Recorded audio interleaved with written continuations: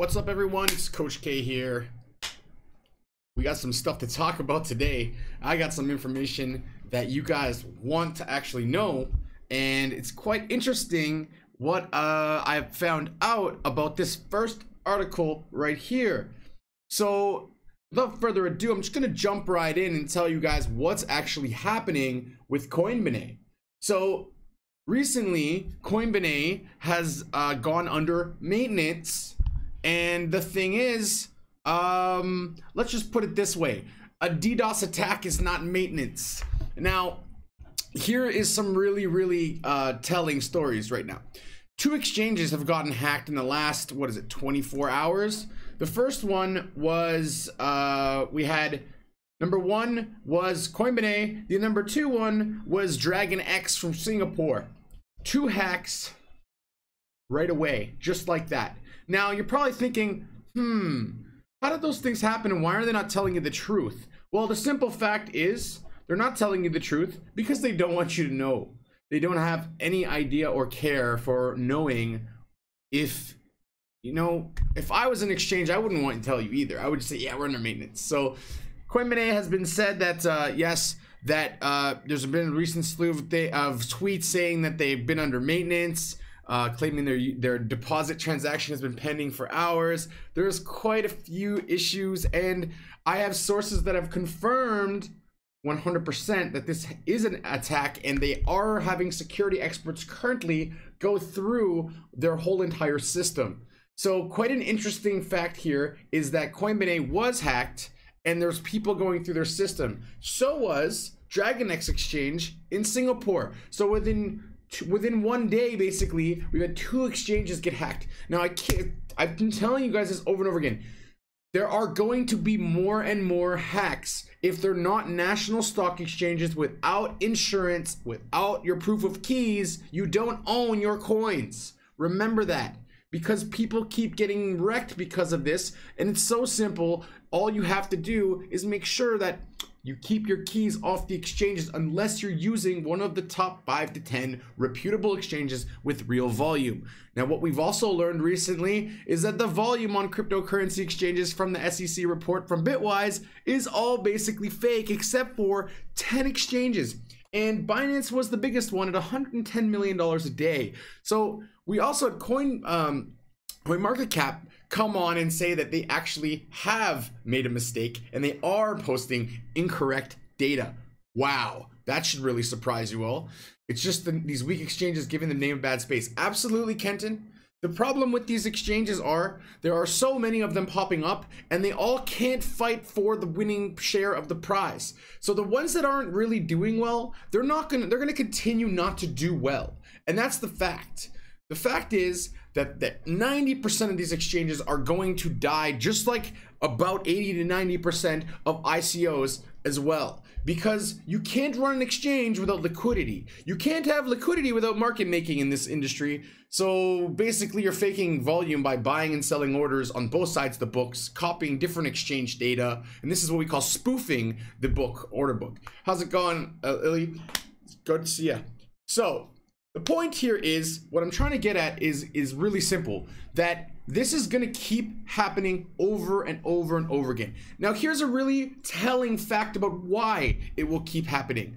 So we go on and we find out today, an article posted back in December was talking about what is the most important indicator for a crypto trader. Now, as we can see, it's volume. Why is that important? Well, when you look at a chart and you see no volume, you won't buy into that. So that would make you not want to buy into these types of cryptocurrencies or anything. In many markets, people use volume. Now, if you have no volume or low volume, you're very likely not to buy unless it's a really strong signal that it will go up eventually.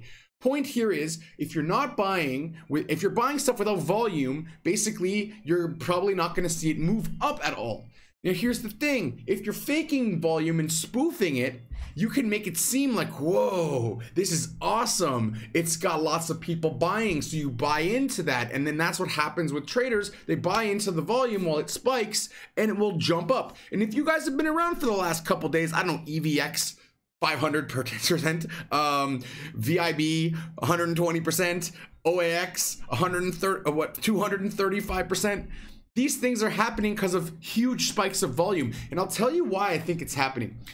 We are seeing these volume spikes because what I saw the other day, I knew, and I told a couple of my close friends, watch what's going on with the bots in the market. Bots in the market are talking to each other, potentially AI bots. I don't know for sure. I can't say for 100% fact, but what I was watching very clearly was this. One bot controlling a lot of bots, going from coin to coin to coin to coin to coin and pumping them 30 to 50%. It was going over and over and over again. And it's pretty interesting to see that. Alonzo, how you doing? I'm doing great, man. Hope you're doing really well. Nice to seeing you guys. Hey, if you guys have questions, concerns, or comments, do throw them in there. If you're watching on YouTube, do click on that subscribe button, the bell button. Always helps to get the latest information. Now, we've seen things like Elliott waves, we've seen stochastics, all these things matter, but here's an example of why from the CoinDesk article it matters. Here you see that we have rising fall, we have a rising spike in volume, but the actual price is going down. That usually tells us it's probably going to be bearish in the next candle. Now, another thing that we look at is a weak close. So it doesn't really close high like it's pushing up, and it goes up and it starts to come back down. That candle will tell us, ooh, this might be coming back down. And another thing is, when we look for volume, we're looking for more than one big spike of volume. So here, as you can see on this example, one big bar of volume, we start seeing it creep up, and then we would probably place a buy order, and this is on a 6-hour chart, so this would be a longer term, but we would buy around 3,200, 3,300 and actually sell maybe at 34, 35. So this is why they use this, because it's a very useful tool to tell you if it's a good or bad buy. Now, interesting enough, a crypto venture called UMA is looking to have a smart contracts platform that brings the S&P 500 to blockchain, and they're gonna have their own ERC20 token to represent the largest 500 US financial companies.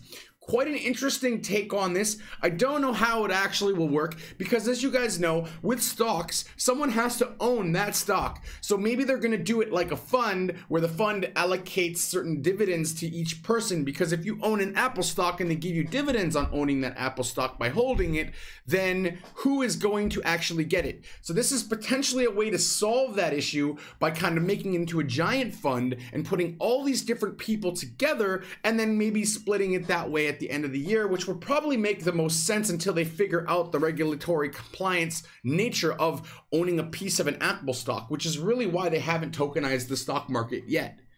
Now, why would you do that? Because some stocks like, Amazon, they can be worth $1,500, and in some parts of the world, they cannot afford an Amazon stock. So this is why the fractionalized ownership of stocks could be something in the future, but right now it's going to be very difficult for it to happen.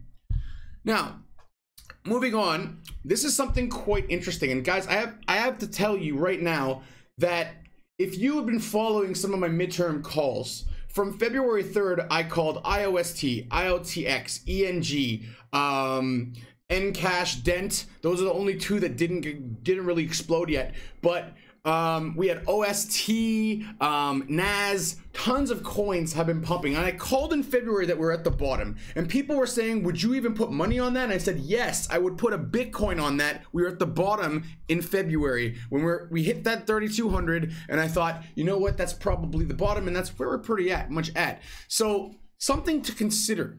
Okay, now Binance has just made a connection with Medici Ventures portfolio firm Identity Mind.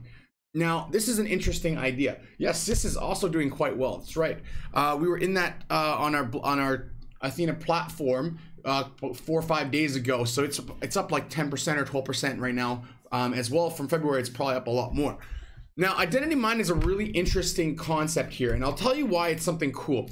We have this idea of Binance being this rogue exchange that goes to Malta and goes to other places that don't really have stringent regulations, because they potentially may have some security tokens, or what the SEC would deem a security token on their exchange. So they're always looked at as like they're running away and they're not compliant. And this is why I've had conversations with some really big wigs who said, you know what, Joel, as much as Binance could be great, we see it dying in a few years. And I'm like, how is that possible? They're so big. And they're just like, let me explain why. And they said, like, you know, the way they're doing the IEOs could be like a Ponzi scheme, because you know, the more you own, you have to hold more. You might open another account with your wife and your kids and all this kind of stuff. And I was like, okay, that makes sense. But it was just like, there's a lot of coins that technically in the US would be illegal. But now what they're doing is doing this KYC AML regulation to try to get that step forward. And I'm hearing some birdies in my ear, and you will remember this in the middle of April, that something big is going to happen with Binance Exchange. Very positive thing is going to happen with Binance Exchange. And if you miss it, you'll miss it just like I told people Tezos was going to explode when it was 38 cents and went to 85 in, you know, a month and a half. So the point here is, be really smart about it. I'm telling you right now, and you can go back and watch this again later and go, damn, BNB is going to have a big April.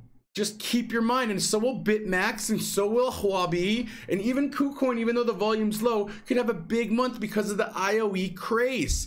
And it's going to be, or IEO, sorry, craze, and it's going to be huge. So Binance partnering with compliance investigative software chain analysis to monitor cryptocurrency transactions in real time is huge. They're basically the one exchange that has the most volume, that has actual real volume in reported trades. And I'm sure even Coinbase has some market making going on, which is normal, but not at the 95% of the average. Okay.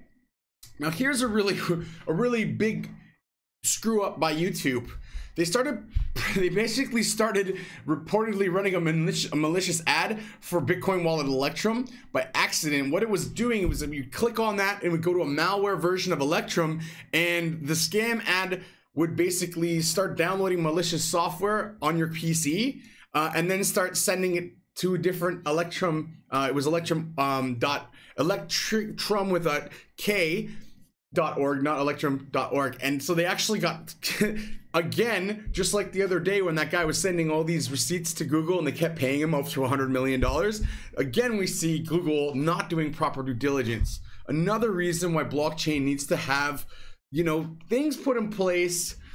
Crypto needs things put in place, and scam protection. For God's sakes, you're Google. You're one of the biggest companies in the world. This should never be an issue. No one has any questions? You guys have any questions about what's going on in the crypto space? Do ask. I'm here for that. This is why I'm doing it live, or I would just record a video. So, crypto aggregator says concerns over inaccurate data are valid. So, Coinmarketcap, one of the biggest aggregators of cryptocurrency data, said concerns over inaccuracies are valid, and it will be adding more information to its site to make better decisions. So, basically, Coinmarketcap has been forcing, or not forcing, but telling people this is a great thing because look at all the spikes in volume. Oh, look, it's up 10%. People buy into those. There was actually a girl last year who was selling on JVZoo a Coinmarketcap signal trader, which basically would show any time that a thing on Coinmarketcap went green to buy it. And it was insane. She made like $3.5 million with that, just by telling people to do it, which is insane. Now, Bitwise came out with that report, as I told you, and they said that 95% of the Bitcoin volume or exchange trading volume is fake and non-economic in nature. This is what we just saw the last couple days. We saw what? $5 billion come into the market after EVX, after OAX. It just started coming in recently because people are starting to get FOMO'd back into the market, even though it's like, okay, imagine 200 bots that have thousands and thousands of members, and they all decide we're gonna buy Syscoin for 3 days, and it pumps like crazy. Then they switch it over to this coin, then they switch it over to that coin. That's why you're seeing spike after spike after spike after spike, because it's bots basically buying a large amount of volume at a time. If you can ride those waves, great, but they're high risk. So just keep that in mind, that it is not really trading when you're doing that. You're just trying to play into the actual manipulation going on in the market. So be extremely careful of that, all right? I don't want anyone here to get wrecked. So Coinmarketcap is going to try and solve this issue, but it is a big issue and they need to fix it sooner than later. And last but not least, the Weiss report. So they just came out with the Weiss reports. We can go by rating here and show you that Bitcoin, Ripple, EOS, and Binance, they're the top ones. They have a B- rating. So everything in the top that used to have an A, an A+, an A-, they're all gone. B+ even's gone. B is gone. Only B- all the way to, like, you know, it's a scam. So the interesting thing is EOS now is nicely high up in that ranking with Ripple, Binance, and Bitcoin. Now those are 4 coins that I currently hold in my long-term pot, along with Cardano, and a little bit of Litecoin. Ethereum and Tron. Tron will do okay, I think, but I don't really like I don't like the way that they do that. But Ethereum, I find, with all the mainnets coming online, may be in very big trouble because less and less people are going to use Ethereum. So they need to find some new use cases because people will leave Ethereum's blockchain and go on to EOS or somewhere or make their own, basically. A lot of people are leaving it because it's stagnant. Now, question is, it's intriguing that the run up to 220K has forced this multi-year correction, which is good to accumulate, but I'm sure the market is anxious to get past previous. Oh yeah, Kenton, the whole entire market wants to push up as fast as possible. But the issue is with this market is that it will not be as fast as it was before. Everyone thinks like, oh my God, it's gonna, shoot up to the moon. It's gonna go to 100K. It might take until 2022 to get to 100K, but it will happen eventually. We have to get past the halving in 2020 for sure. Do I think that we'll get past 20K this year or BT? I think, as I've been saying in some other videos and a lot of people that have asked me, Bitcoin will probably get into the 8 to 12K range by the end of the year, which is why I've given it a 10K by end of the year this year. If I'm wrong and it's higher, awesome, but I think that would be a realistic number based off the market and based off the fact people are going to be much more cautious throwing money into this market than they were before.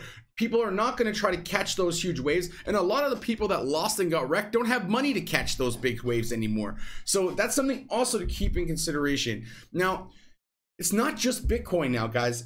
On March 31st of this month, we have 50 mainnets going live. 50. It's not just like 1 or 2, it's 50 at one time.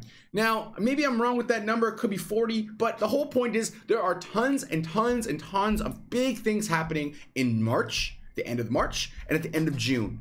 So from March to June, there could be some large movements. And as I've told you from before, April is where I really believe we're gonna see the hugest movements in the market. April has always been what I've told you guys from the start, is where the market will start to make very large movements. And March pretty much confirmed what I was saying about April, because as you see in March, we started to have this nice swing up. We're starting to see a little bit more movement in the market, whether it be fake or not. I think there's some fake and I think there's some real money coming in now. And I think some of the institutions are starting to see it as a good opportunity to get in at this point. So this is why it's another really interesting fact. If you guys are watching on Facebook or on YouTube, click the subscribe button or share button, like button, and show some support. Now, Kenton has another question. Do you believe this year will be lots of sideways BTC action causing alts to go up with the... Yes. Absolutely. So right now we're in alt season, and the way it generally works in crypto is we go from Bitcoin having more dominance to altcoins having more dominance. Right now, with all the mainnets and all the news and all these different products and projects that actually are coming out with a real product with something actually you can use, not just hopium, we're gonna see a lot of those alts that have a good product that people try and like move up for sure. It's like when you look at Tron and EOS, last year, they didn't really have a lot of movement, but now people are developing tons of stuff on it.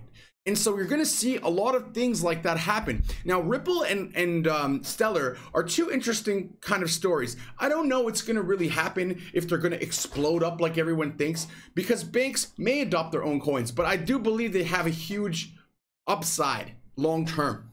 Now, I just want to go and show you guys some of the worst rated coins. And it's interesting when you see things like Syscoin and Grosselcoin just because they blew up recently. Next, this is one of the oldest coins on the market, actually, NXT. You got Zcoin and Stratus. So a lot of the coins that people really liked, the Weiss reports do not give them a very good rating. Even Tezos, even though they have tons and tons of opportunities coming with STOs, they have a very low rating. Interesting while that comes out and how that's a fact. So that's pretty much all I have to say for today. So the couple things just to go back, Coinbene was hacked for sure. They're trying to go through a security audit right now to figure it out. And so that's something also to keep in mind. We had the DragonX coin exchange also get hacked, and you're going to see this happen more. Proof of keys, keep your stuff off the exchanges, please, okay? If you're using an exchange like Binance with Safu or Coinbase, you'll be fine. But if you're using a shit exchange, don't leave your money on it. I'm telling you right now, this is a warning. It's a warning I've given people from a long time ago. And if you're new in this space, it's something you need to keep in mind, that you only put on exchanges what you really, really need to. And if you're trading every day, you can take that off the exchange if you have a Trezor and put it in, or even put it in your mobile wallet, or even put it on your desktop wallet. It's safer, okay? And as much as it sucks that you have to take it off the exchange and go put it back on, you have to be safe with your coins. There are not solutions there yet, but I know people like Tom Howard and Roscoe Patterson that are creating wallets that will make it so you can't lose your keys, and if you do, you'll get to recover them in some way, fashion, or form. So that way, someone tries to rob you, great, take my keys, go ahead, see you later, and maybe there's a way to reverse that. I already know of another wallet, guys, you should check out called Interstellar on the Play Store and on iOS. It's a really, really cool wallet. And the best part about it is you can trade any currency against any currency. It's like a gigantic DEX on your phone. My friend Dunstan Sabechi, he actually is the one who created it, and he's been in the industry for over 10 years. So someone that you can really, really know, he really knows his stuff, and I've gone to very big events with him, and he's absolutely one of the best guys in the space. So that's pretty much it for today. I'll see you guys again very soon. I'm gonna start doing my live feeds at least once a week. We're gonna pick a time soon, which day and time, and then we're gonna start doing them again so you guys have the information you're looking for. Now, the last big piece of information is Athena is ready. So if you guys have heard about the project that I've been creating, we're a year and a half with my partner Serbi, we have actually just launched our platform, and the platform is gorgeous. Everyone really has said a lot of really positive things about it. So go to athenaproject.trade, have a quick look, okay, and go on my YouTube channel, and you can see the video that I made yesterday just kind of showing you how it works. So really will make it easy for you guys if you wanted to start trading, to learn how to trade, or you are a trader, to give you a really easy tool to be able to have risk management, as well as put in your own signals, as well as trading view integration, and many other really cool features that will be all accessible from your phone, from your Telegram, as well as on your PC while you're actually trading. So this is really cool. You'll be able to copy, like, let's say you have a signal group you like, and you always wanted to have a bot, they don't have a bot, you would be able to actually input those into there, and that would be how it works. So it's really awesome. I'll see you guys soon. If there's any other questions before I go, just let me know. I hope that you guys have a great day. It's Coach K. I'm signing out. Do hit that subscribe, like, share button on Facebook and YouTube. Hit the bell so you see the next video, and I'll catch you guys all later on probably Monday or Tuesday next week. See you later, everybody.